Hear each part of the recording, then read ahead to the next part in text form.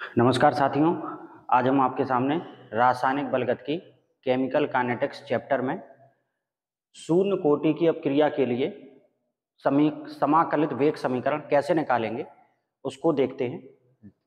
Derivation type में है, तो देखिए, माना एक शून्य कोटि की अभिक्रिया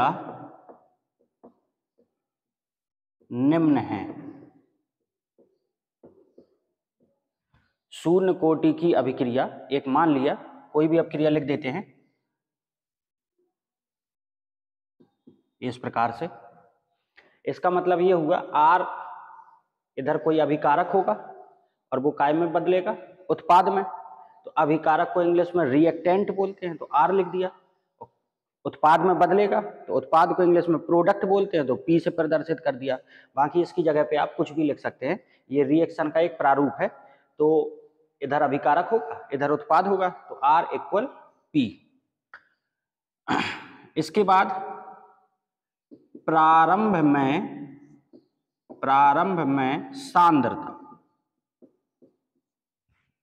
में सांद्रता मतलब कंसंट्रेशन। तो प्रारंभ में सांद्रता इसकी A मान ली, तो प्रारंभ में उत्पाद तो कितना होगा, 0। T समय बाद सांद्रता,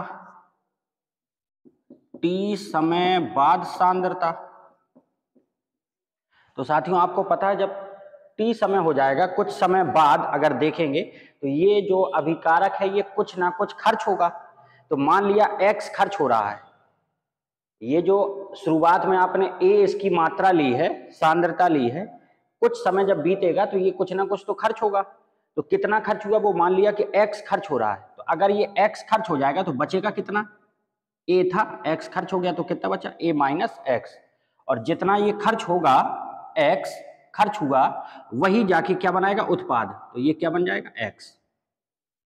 ठीक है, X ये क्या है, ये अभिकारक इतना खर्च हो गया, तो A था और X खर्च हो गया, तो शेष कितना बचेगा, A माइनस X। और जितना खर्च होता है वो जाके क्या बनाता है, उत्पाद बनाता है, तो X उत्पाद बन गया। अब इसके बाद वेग नियम देखें। वेग नियम, तो वेग नियम कैसे लिखा जाता है। वेग नियम के लिए अभिक्रिया का वेग उसको लिखते हैं dx/dt। अभिक्रिया का वेग, रेट ऑफ रिएक्शन, इसको प्रदर्शित करते हैं dx/dt से। अब यहां R लिखा हुआ है, रिएक्टेंट, अभिकारक, तो यहां पे हमने R लिख दिया इस प्रकार से, R की सांद्रता, तो dr/dt। ये जो बड़ा ब्रैकेट होता है ये सक्रिय द्रव्यमान को प्रदर्शित करता है, एक्टिव मास। तो सक्रिय द्रव्यमान को प्रदर्शित करता है। जैसे अगर कहा जाए R का सक्रिय द्रव्यमान, तो R को आप बड़े कोष्ठक में लिख दीजिए, तो ये हो गया R का सक्रिय द्रव्यमान। तो उसी प्रकार हमने यहां लिखा dr/dt। अब ये जो अभिकारक है, R क्या है, यहां अभिकारक है। अभिकारक धीरे धीरे खर्च होता है और उत्पाद धीरे धीरे बनता है। तो अभिकारक जब धीरे धीरे खर्च होगा तो अभिकारक की मात्रा धीरे धीरे घटेगी, और उत्पाद जब धीरे धीरे बनेगा तो उत्पाद की मात्रा बढ़ेगी। तो जब भी अभिकारक को लिखा जाता है इस रूप में तो माइनस लगा दिया जाता है, तो माइनस लगा दिया।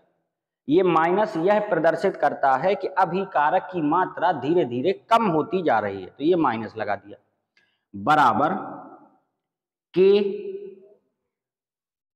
ये K वेग स्थिरांक है, रेट कांस्टेंट, इनटू R का सक्रिय द्रव्यमान, एक्टिव मास, तो उसको बड़े ब्रैकेट से व्यक्त कर दिया। अब शून्य कोटि की अपक्रिया है, शून्य कोटि की, तो घात कितनी लगा दी, 0। साथियों वेग नियम समझ में आया होगा, एक बार फिर से देख लीजिए, यही मेन है। वेग नियम यहां R के रूप में प्रदर्शित कर रहे हैं, तो dr/dt। माइनस क्यों लगाया, क्योंकि अभिकारक को लिया है और अभिकारक की मात्रा धीरे धीरे कम होती जाती है, तो ये माइनस लगा दिया, बराबर K को कहते हैं रेट कांस्टेंट, मतलब वेग स्थिरांक, और r का सक्रिय द्रव्यमान, r क्या है यहाँ पे अभिकारक है, तो r का सक्रिय द्रव्यमान शून्य कोटि की अपक्रिया है, इसलिए घात कितनी लगा दी 0।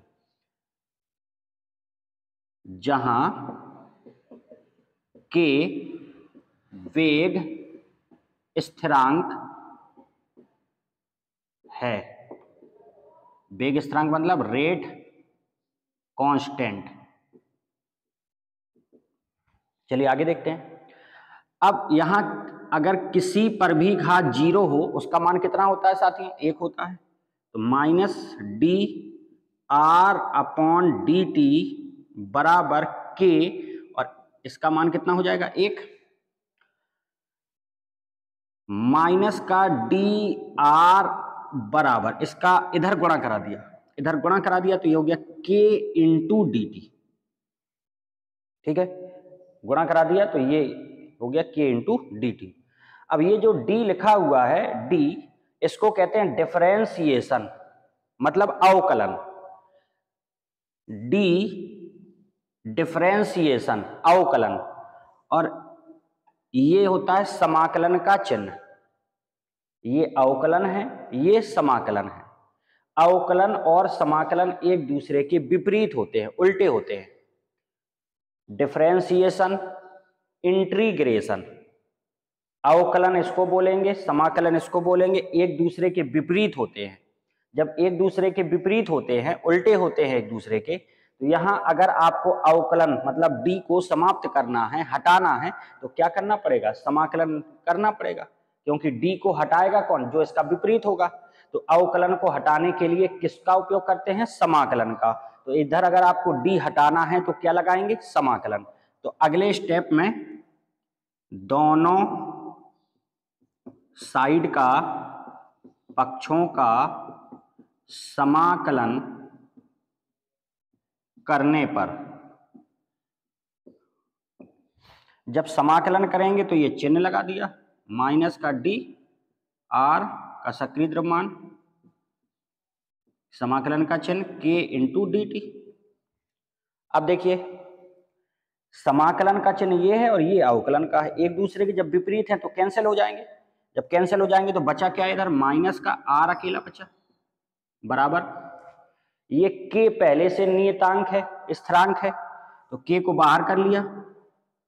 अब ये समाकलन है और ये अवकलन का चिन्ह है डी, तो ये एक दूसरे को कैंसिल कर लेंगे, तो बचा क्या यहाँ पे टी। और जब समाकलन कंप्लीट हो जाता है, समाकलन हो जाता है, तो एक नियतांक अपने मन से लगाते हैं। एक नियतांक कोई भी सी लगाएं, कुछ भी लगा सकते हैं, तो एक नियतांक ये अपने मन से लगाते हैं। इसको माना समीकरण नंबर 1, जहां पर सी क्या है, जहां सी समाकलन स्थिरांक है, समाकलन स्थिरांक है, मतलब समाकलन जब कंप्लीट हो जाता है तो एक नियतांक अपने मन से स्वेच्छा से लगा दिया जाता है सी। अब इस सी का मान निकालना पड़ेगा, तो सी का मान निकालने के लिए प्रारंभ पर जाइए। प्रारंभ में, शुरुआत में टी क्या होगा, 0। शुरुआत में टी क्या होगा, 0। अगर टी 0 होगा तो ये जो आर की वैल्यू होगी, आर, ये भी शुरुआत में इसको R0 मान लिया, R0 मतलब अगर शुरुआत की स्थिति देखें तो t बराबर 0 होगा तो r बराबर R0, 0 लगा देते हैं, मतलब प्रारंभ में मात्रा होगी, प्रारंभ में r बराबर R0। यहां रखिए, तो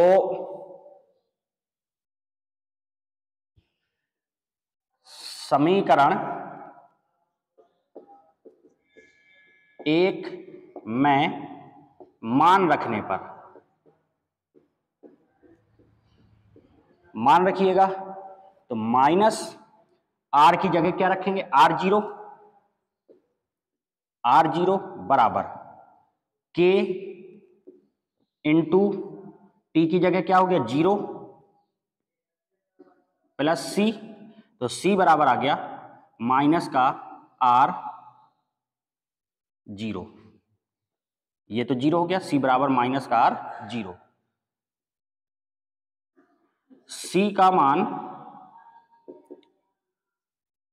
समीकरण 1 में रखने पर रख दीजिए 1 में, तो ये बना माइनस का r बराबर k इंटू टी प्लस सी। तो सी का मान ये है माइनस का r0, भाई सी के जगह सी के स्थान पर ये सी का मान रखना पड़ेगा, तो रख दिया।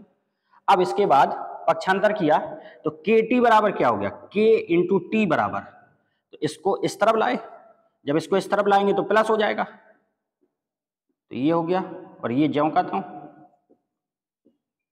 ठीक, तो k बराबर क्या हो जाएगा, k बराबर